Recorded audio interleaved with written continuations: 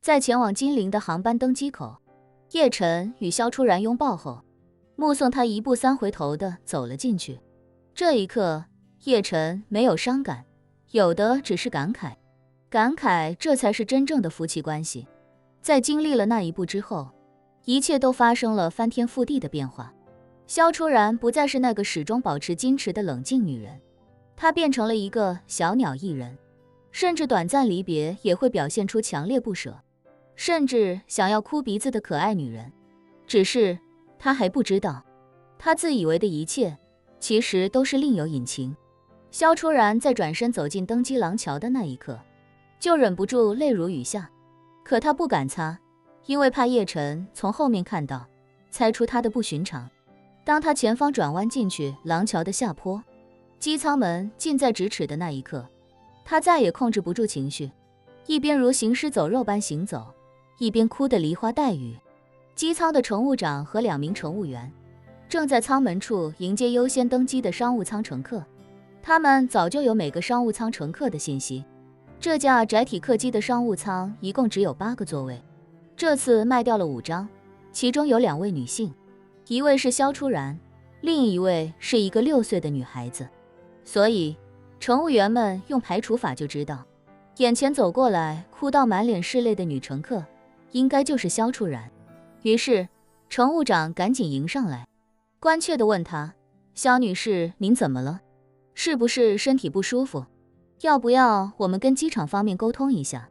萧初然慌乱地擦去泪水，连连摇头：不用了，谢谢。乘务长没多说，引导着她来到座位上，随后问她：萧女士，您需要喝点什么？我们有茶、咖啡、果汁。萧初然摇摇头：什么都不用了，谢谢。乘务长点点头，又说：那您有任何需要随时叫我。萧初然坐在座位上，努力调整了一下心情，然后拿起手机与唐四海联系，告诉他我已经在回金陵的飞机上了，安排我跟我爸妈一起走可以吗？唐四海回复他：没问题的叶太太，我们有2手准备，您落地金陵之后，我们的人会送您回家，然后您和家人收拾一下，不出其他意外的话，咱们今晚出发。叶晨与洪武、陈泽凯的飞机会在2个半小时之后起飞，一旦确认叶晨顺利登机，那叶晨未来的10个小时就无法离开这架飞机了。晚上安排萧初然一家离开，便可以非常顺利的推进。萧初然早已下定决心，所以当即回复他：好的，我回去跟我爸妈说一声，就说今晚要带他们出国。好的，叶太太，我们的人会在机场等您，您到了就会看到。此时的叶晨离开了 T2 航站楼之后，便直奔 T3 而去，前往墨尔本的航班将从 T3 航站楼起飞。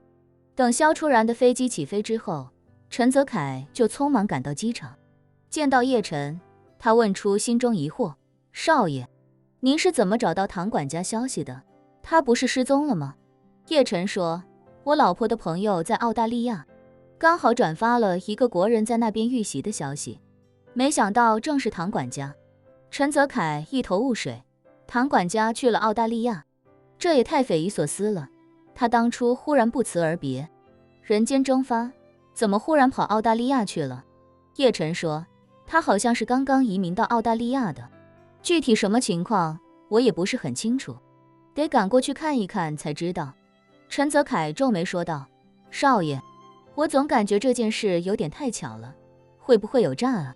叶晨说，我一开始也觉得有点不对劲，但我相信唐管家，他绝对不可能站在我的对立面，否则的话，他以前有的是机会这么做，完全没必要等到现在。这倒是。陈泽凯赞同地点了点头，说，我刚才接到澳大利亚那边工作人员的电话，他们说已经打听到唐管家所在的医院了，我让他们想办法混进去看了看，但只看到唐管家躺在 ICU 里，具体什么情况还不清楚。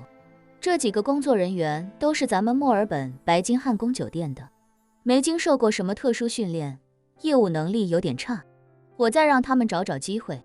叶晨听闻唐四海目前还在 ICU， 心里有些担心，说不要让他们再尝试了，唐管家当初不辞而别，肯定有他的原因。这次他遇到麻烦，肯定也不想让我知道。你们要是打草惊蛇，说不定他还会再次消失。好，陈泽凯点了点头，说：“我让他们准备好车，咱们一下飞机就带咱们去医院。”没过多时，从金陵飞过来的洪武也到了。他和叶晨一样，下了飞机就赶紧直奔 T3航站楼与叶晨碰面。一见面，他就有些着急地问：“叶大师，唐管家挨打到底什么情况啊？”叶晨冷着脸说：“就是一些澳大利亚本地的青少年，跟咱们这里10几20年前的小混混差不多，只是这帮青少年专挑外国人下手，而且都是亚裔。最操蛋的是，这帮家伙仗着未成年，下手很黑，经常把人打成重伤。前段时间好像还把一个华夏留学生打成重伤了。他妈的小逼崽子！”洪武咬着后槽牙怒骂道：“别他妈让我抓住，不然我一个个的废了他们。”叶晨淡淡道：“放心，动手的一个也跑不了。”下午4点45，肖初然乘坐的飞机提前15分钟在金陵机场降落。他给叶晨发去微信，告诉他自己已经到了机场，让他放心。叶晨还没开始登机，便第一时间回复问他：“老婆，谁去机场接你啊？”肖初然说：“我爸这个时间肯定在书画协会呢，我就不麻烦他了，一会儿出去自己打个车就好。”叶晨嘱咐他，上车之后跟我说一声，到家也记得告诉我。肖初然回复：“好的，放心吧，我都这么大了，几十分钟车程会照顾好自己的。”一边给叶晨回着消息，他一边就已经一路出了飞机，穿过行李区来到出口处。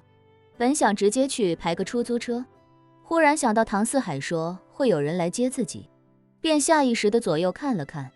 出口处等着接人的男男女女很多，但好像也没人举着自己的姓名牌。就在他打算直接走人的时候，忽然听见一个熟悉的声音喊他：“肖总，这里。”肖初然循声望去，见到呼喊自己的人时，他霎时间惊得目瞪口呆。